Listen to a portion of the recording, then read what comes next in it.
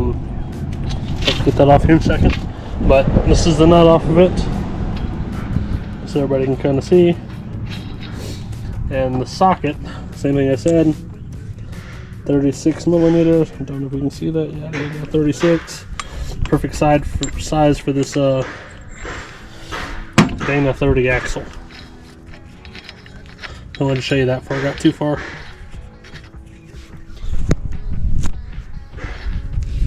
Bar, 13 millimeters.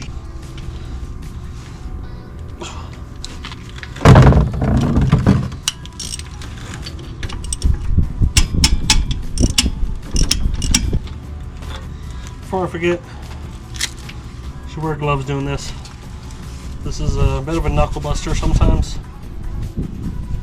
Mine are all rusty. This Jeep was a beach vehicle for a long time and does have considerable surface rust and stuff on it. From Corpus Christi, it was my grandpa's. So it's important to me that I keep it. There are other ways to do this. You can turn this wheel and get impact on it, you know, things like that, if that's what you want to do. I'm just not doing that as of yet. Doesn't mean I won't. For those of you that don't have a hub puller, you can knock out one of these lugs and throw a set of bolts in here, line it up with the back right here, and be able to press this out. But if you're not going to reuse these anytime soon, don't need it as a backup, just hit it a few times in different directions with a good hammer. As you can see, we're separating already.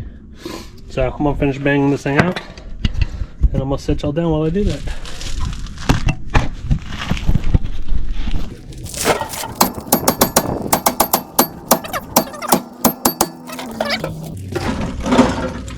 The only thing holding it in right now is that axle shaft. Boom. There we go. Hub bearing, heat shield. Now, the next step is going to be to pull this axle shaft out.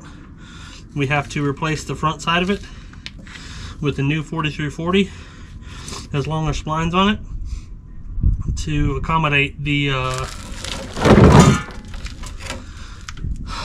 new free spin kit. Sorry. After we pull this axle out, first thing we're going to do is get a Dremel or a wire brush in here and clean out where the old hub bearing was, just to get all the dirt and rust off. You don't want to remove any material. That is super important. Let's go ahead and pull this axle out. And as you can see, this is the short side. Focus on cleaning up this wheel bearing. I'm using a Dremel flapper wheel. I'm not going to put any pressure. Just going to clean it out. I've already knocked it out with a wire brush. Make sure to wear safety glasses when you're using tools.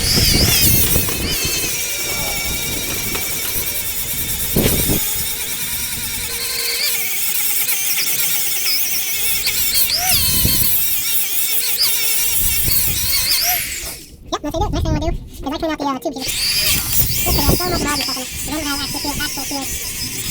Let's take that out and pull that out. So, okay, now it's time to work on everything else. Alright, so now we have to replace this outer axle with the new outer axle with a new bearing. I've already pressed in this one, but just kind of give you an idea, it's quite a bit larger. So let's see if you can see here. Yeah, so a couple things you're going to have to think about is when you're pressing these new ones on, you can do it however you want. You can use a press, you can use a ball press. I typically use a vise, just easier for me. Find a socket that fits over, just barely over, your new caps, and that's going to be used to set on top of the axle to be able to push that U-joint in, or out.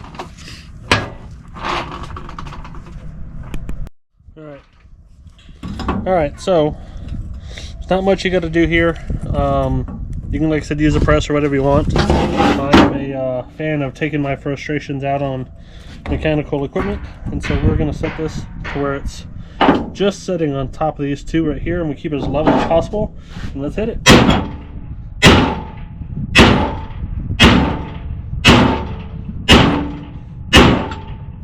You know what I did forget to do? Alright, so before we can press this out or bang this out or whatever it is we're going to do, we have to remove these C-clips. There's one right here, as you can see how rusty all this stuff is. So there's one right there. There's one on every one of these. So we're going to end up taking the whole ball joint out, but let's do these two C-clips and then we'll work on these two C-clips. Alright, removing C-clips. So let's find out where the biggest gap is. We'll start there.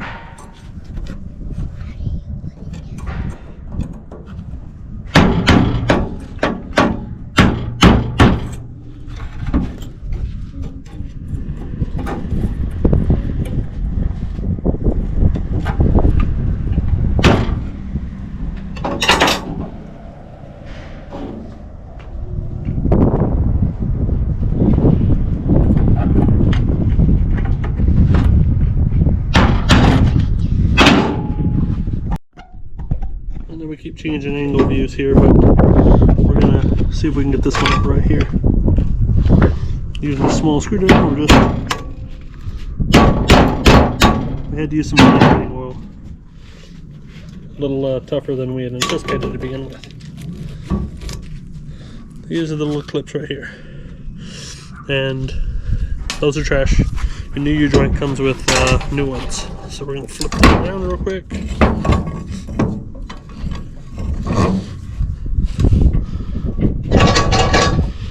Do something on this side.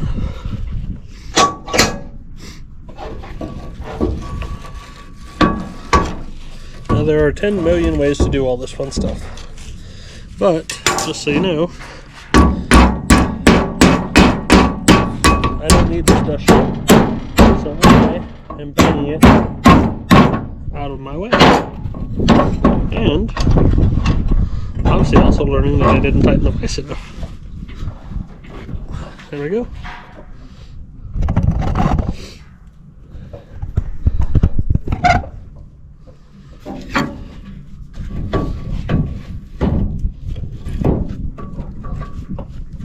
And this is just so we can get the proper angle of hitting that C-clip.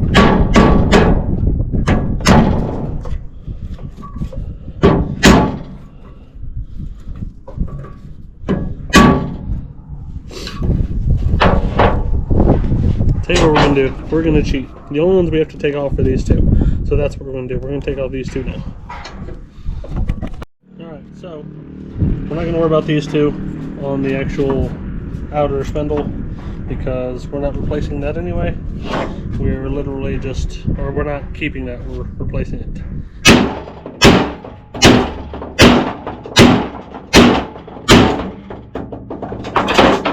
Okay, got a little movement there. Typically helps with all this is penetrating oil. So I'm a big fan of PB Blaster.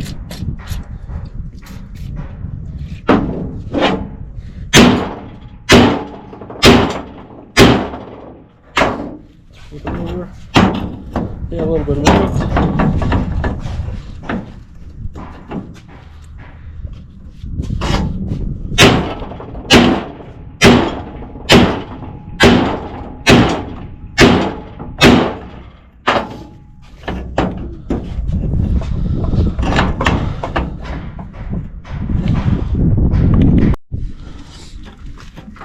Alright, so got the axle shaft in there right now, but we'll show you what we did basically. Got a couple seals on here along with this dust shield. So I put the seal on the dust shield. There's another little plastic one that goes in there as well, help prevent things from happening. So got that stuffed all the way in, and now we're going to install the hub bearing. Before we install the hub bearing, there's that little seal that goes right here, and I also put a little bit of grease on that bearing and on that seal, and also on this surface, because as it runs against that, makes a little bit of a difference. Don't forget your dust shield. Now we're going to put that on like that. We're going to line everything up, and we're going to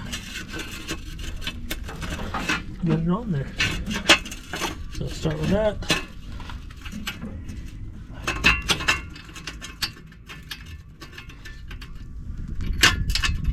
Just like that. Now, my bolts were super rusted, and I had to clean up the threads, so that's going to be another story. But once you get them all finger tight down there, slowly crank them down, and then torque them to 75 foot-pounds, and then you're on to the next step. All right, 75 foot-pounds is what we're doing. So we're gonna start on this one just because it's a pain in the ass to do. Click. Now, earlier I mentioned to use a 13. A 13 on these nuts is just a little bit loose. So I had one that was just a little too loose, so I dropped it down to a 1/2 inch 12 point. And actually, the 1/2 inch 12 point works a heck of a lot better.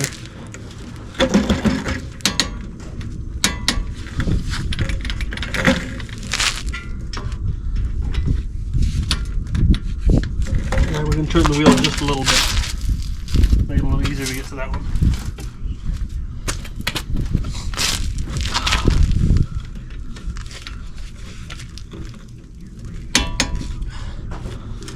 Always double check. Oh.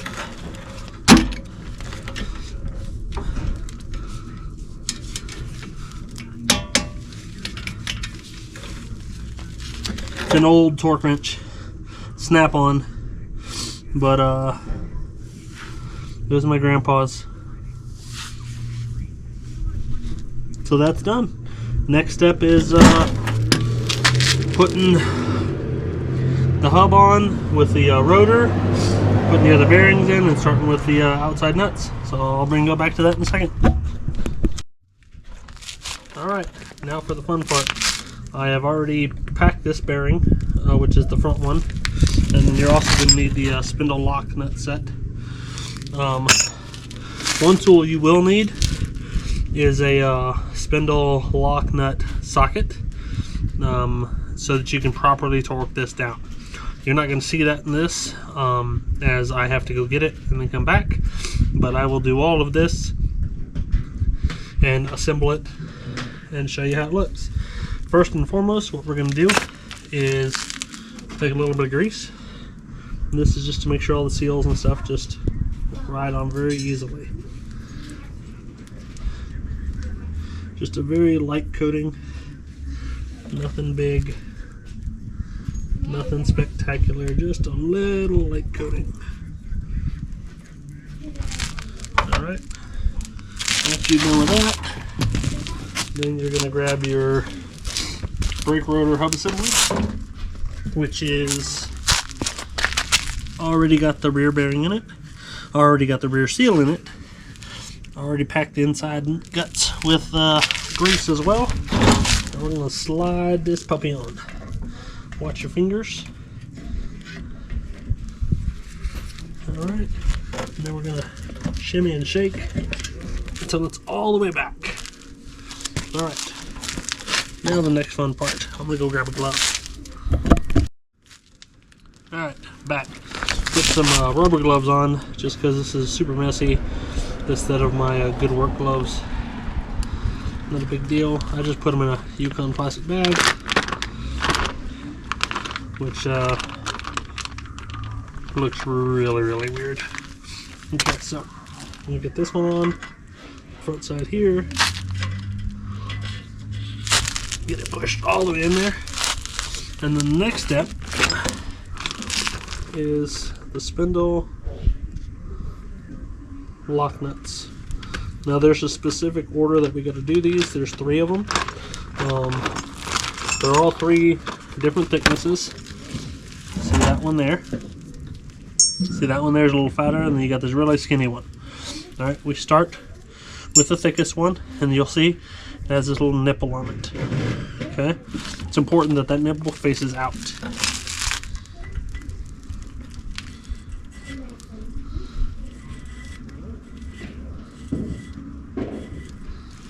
I'm sure y'all don't want to watch me do this, but we're gonna eat a little time. If I can time lapse or fast forward this thing, I will do that. But I am new to the whole GoPro creating YouTube videos thing. I've done other ones in the past, a little bit of off-roading, and then removing a motor out of my brother-in-law's CBR 1000. Okay, so we're gonna do that. And then, like I said, you need to use the spindle nut socket to be able to tighten this to the correct torque, which I believe is 25 foot-pounds. Alright, after you get that torque down to the appropriate torque, you're going to take this one right here. It's the skinniest one with all the holes in it. It does have a keyway on it, and you're going to find that on the axle shaft. Oh, sorry, not on the axle shaft, on the hub shaft. And we're going to put that on there. You want to make sure it sits flush. It's hard to see, but on this bottom side, it doesn't quite fit flush because of that nipple. Actually, no, that's perfect. Okay, I got lucky on that one. And then you're going to take this one, and you're going to follow it up by snugging it all up. Same thing. It does have a torque spec. Refer to your installation manual for the proper one, but I believe it's 25 foot-pounds. I will have to get on my phone to find out, because that is where my manual is, as Yukon did not send me the actual manual. I had to download it. So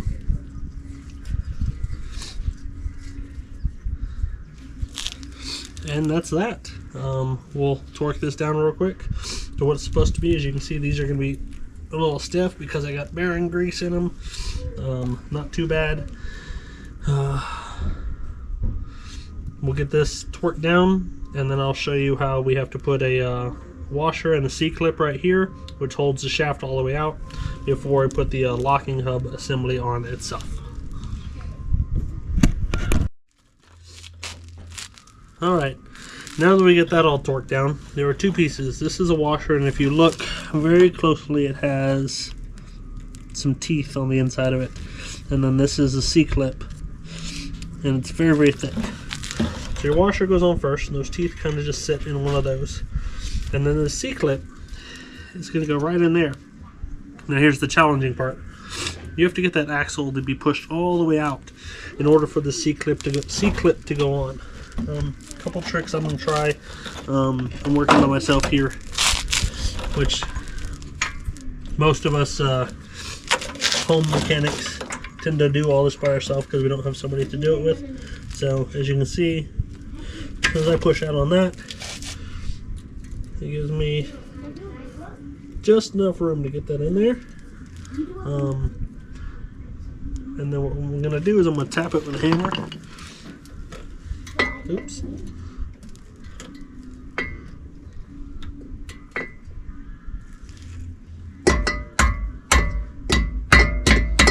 Alright. So that's that. And then the last thing, but not least, is make sure it's all the way in there. Give it another little tug here. And make sure it's all the way in there. A pair of pliers helps. I don't happen to have a pair of pliers with me right this very second. So we're going to go the old school way. A little foot, a little pressure, apply the screwdriver to make sure it's fully set. Alright, now we're fully set on that. And you're good to go. The whole thing is assembled. As you can see, I got quite a bit of grease there. Not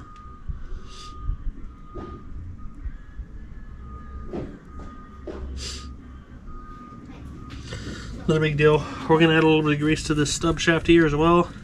Then I'll show you the piece that goes on there. All right, welcome back. So these are the actual hubs. They are not worn. They are not Yukon, but they are AVM, Extreme Performance, made in Brazil. I don't know much about them, to be honest with you. So we're gonna see how they do. I've watched a couple reviews on YouTube, and it looks like all the internals are metal, so there's nothing to worry about there. This particular one has a magnet here, so it makes it a little easier. Some of the older ones don't.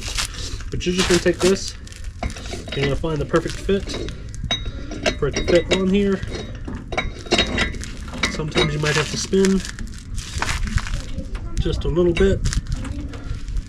There we go. And then from there, you just put the wheel on, and should be good to go. I'll try to see if there's a better.